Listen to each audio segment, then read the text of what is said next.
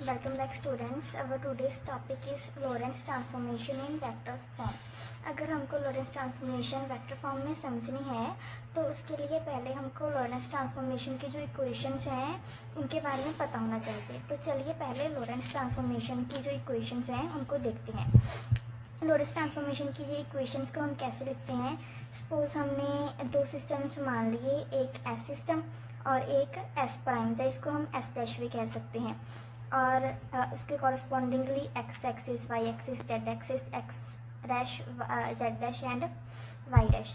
तो हम ये सपोज करते हैं कि जो हमारा जो एस डैश वाला सिस्टम है, जैसे कि हमने दो सिस्टम्स ले लिए एस डैश और एस, हम ये मानते हैं जो हमारा एस डैश वाला सिस्टम है वो जेड एक्सिस के अलॉन्ग मोशन कर रहा है विद वेलोसिटी v। तो उसके लिए लॉरेंस ट्रांसफॉर्मेशन की इक्वेशंस क्या आ जाएंगी। जे जेड एक्सिस के अलॉन्ग मोशन कर रहा है तो हमारा एक्स एक्सिस तो सेम रहेगा, वाई एक्सिस भी अनचेंज रहेगा, ओनली चेंज किस में आएगा, जेड एक्सिस में। तो जेड एक्सिस के लिए इक्वेशन क्या हो जाएगी, और इसी के साथ हम एक कोऑर्डिनेट और मानते हैं लॉरेंस ट्रांसफॉर्मेशन है, that is time.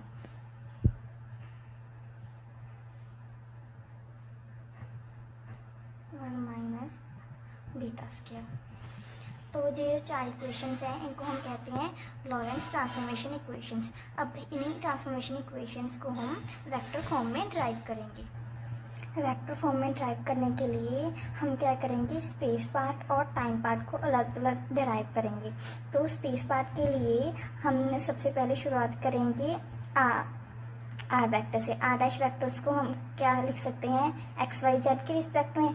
Are prime है तो इनको भी हम एक्स प्राइम, वाई प्राइम और जेड प्राइम के टर्म में लेंगे। तो आगे हमको पता है कि एक्स प्राइम की वैल्यू क्या है हमारे पास एक्स, वाई प्राइम की वाई, जेड प्राइम की जे वाली। अब इन तीनों वैल्यूज़ को हम इस इक्वेशंस में पुट करेंगे तो हमारा क्या आ जाएगा, I cap X plus J cap Y plus K cap Z के लिए ये वाली इक्वेशन आ जाएगी, Z minus V T upon 1 minus beta square. अब आगे अगर किसी भी इक्वेशन से हम सेम चीज़ ऐड करते हैं और सेम चीज़ सब्ट्रैक्ट करते हैं तो इक्वेशन पर कोई फ़र्क नहीं पड़ता। तो इसलिए हम इस इक्वेशन में के कैप जेड ऐड करेंगे और के कैप जेड को सब्ट्रैक्ट करेंगे। तो हमारी इक्वेशन क्या आ जाएगी, आई cap X plus J cap Y plus K cap Z plus K cap, B वाली इक्वेशन लिखेंगे, Z minus V T upon 1 minus beta square. एक बार ऐड किया है तो एक बार सब्ट्रैक्ट कर देंगे। देखिए हमारी जो पिछली इक्वेशन थी उसमें के कैप जेड ऐड करके और के कैप जेड सब्ट्रैक्ट करके हमको जो इक्वेशन मिल जाएगी। अब आगे हम क्या करेंगे, जैसे कि पीछे हमने आर प्राइम को एक्स वाई जेड के टर्म्स में लिखा था, वैसे ही हम आर को भी एक्स वाई जेड के टर्म्स में लिख सकते हैं। तो इस इक्वेशन में जे वाला पार्ट है इस सब को हम आर वेक्टर से रिप्लेस कर सकते हैं और बाकी की इक्वेशंस में इन दोनों में से हम के कैप कॉमन ले लेंगे। तो हमारी आगे की इक्वेशन क्या बनेगी देखते हैं। देखिए इसमें से हमने जे वाले टर्म को आर वेक्टर पुट कर दिया है और इन दोनों में से के कैप को कॉमन लेके हमारी ये वाली इक्वेशन हमको ऑब्टेन होगी। अब हम क्या करेंगे, के कैप की वैल्यू इस इक्वेशन में पुट करेंगे। तो पहले हमको के कैप की वैल्यू फाइंड करनी पड़ेगी।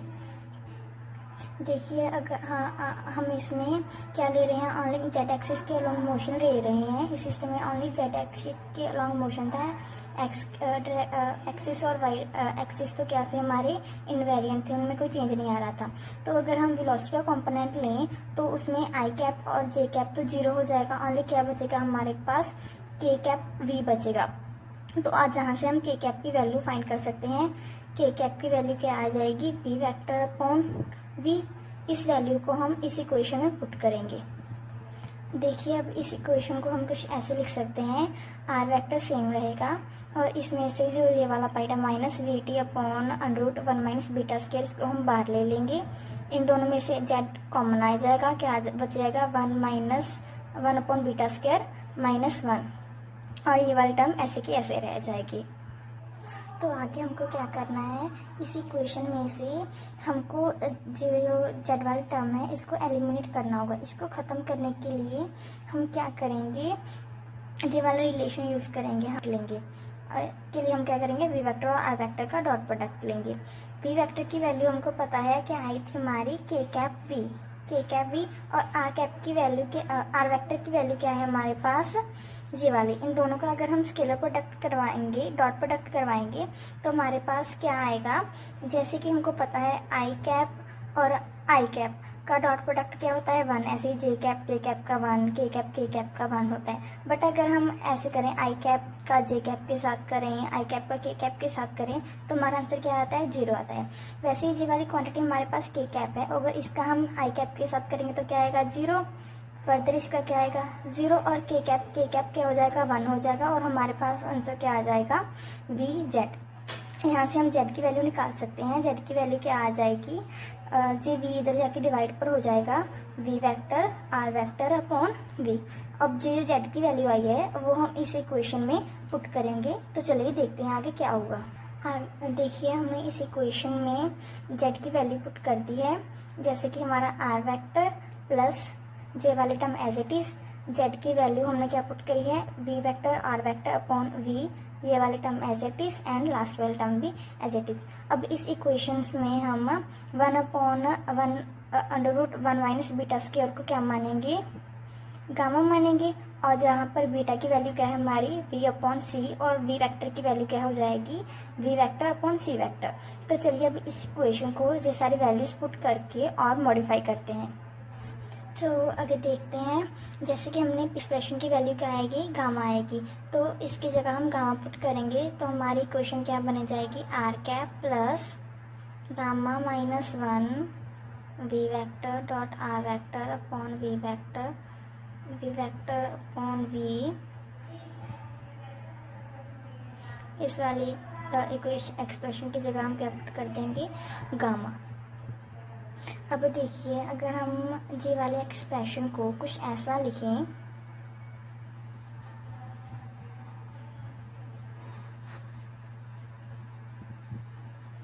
तो इसमें कोई भी डिफरेंस नहीं आएगा, क्योंकि जे वाला सी और जे वाला ये आपस में कैंसिल हो जाएंगे। तो हम इस वाली इक्वेशन को ऐसे लिख सकते हैं।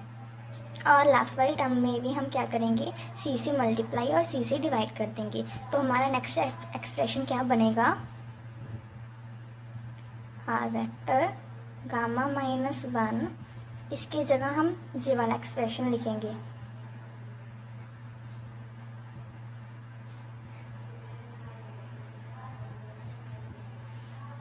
माइनस सी से मल्टीप्लाई और सी से डिवाइड करेंगे।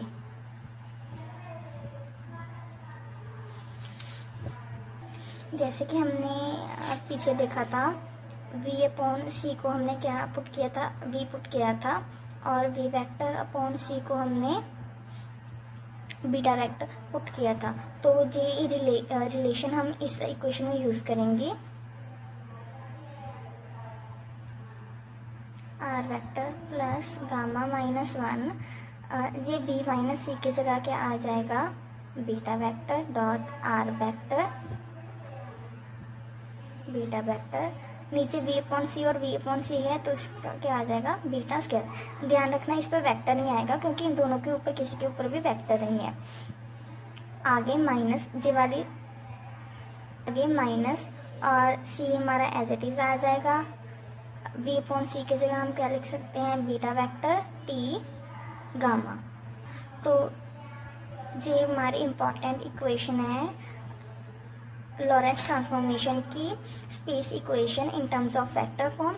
अब हम नेक्स्ट इक्वेशन को डिराइव करेंगे, जो कि है हमारी टाइम इक्वेशन। वो तो छोटा सा ही एक्सप्रेशन है, इसको हम इक्वेशन 1 नाम दे देंगे। जैसे कि हमने पीछे देखा था स्टार्टिंग में, लॉरेंस ट्रांसफॉर्मेशन की टाइम इक्वेशन क्या होती है, t - vz upon c² upon β²।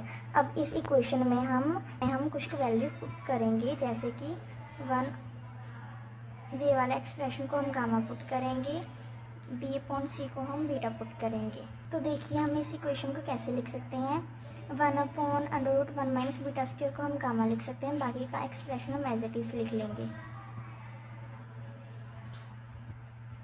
अब आगे हम क्या करेंगे, गामा को टी से मल्टीप्लाई करेंगे, क्या आ जाएगा गामा टी, और सिंपली इसको इसके जब हम गामा को जे वाला एक्सप्रेशन से मल्टीप्लाई करेंगे तो हम इसको कुछ ऐसे लिख सकते हैं, गामा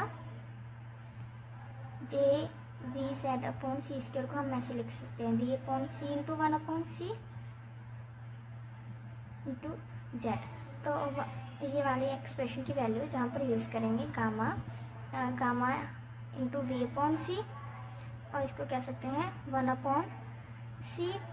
जेड की वैल्यू हमारे पास पिछले एक्सप्रेशन में क्या थी, V vector dot R vector upon V, ये वाली एक्सप्रेशन हम जेड की जगह पर यूज़ करेंगे। तो जहाँ पर क्या आ जाएगा, आगे चलो देखते हैं, जे वाले बी से जे वाला बी कैंसिल हो जाएगा, तो हमारे पास क्या आ जाएगा, gamma T minus gamma upon C V vector dot R vector. देखिए थोड़ा सा मिस्टेक हो गया, जे हम का जाएगा और जे बी से जे बी कैंसिल हो गया, जे वाला सी और जे बी। तो हमारा फाइनल एक्सप्रेशन क्या आ जाएगा, gamma upon C V upon C को हम बीटा पुट कर सकते हैं। सो ये हमारी है टाइम इक्वेशन, इसको हम इक्वेशन नंबर 2 पुट करेंगे। So that is the Lorentz transformation in vector form. ये हमारी जो दो इक्वेशंस आई हैं, इक्वेशन 1 और इक्वेशन 2, यही इक्वेशंस हैं हमारी लोरेंट्ज़ ट्रांसफॉर्मेशन की इन वेक्टर फॉर्म। अगर आपको इसका स्क्रीनशॉट लेना है, पीडीएफ चाहिए आपको फुल रिटन में, तो वो मैं इसी चैनल के शॉर्ट्स में अपलोड कर दूँगी, आप वहाँ से इसका स्क्रीनशॉट ले सकते हैं। Thank you for watching.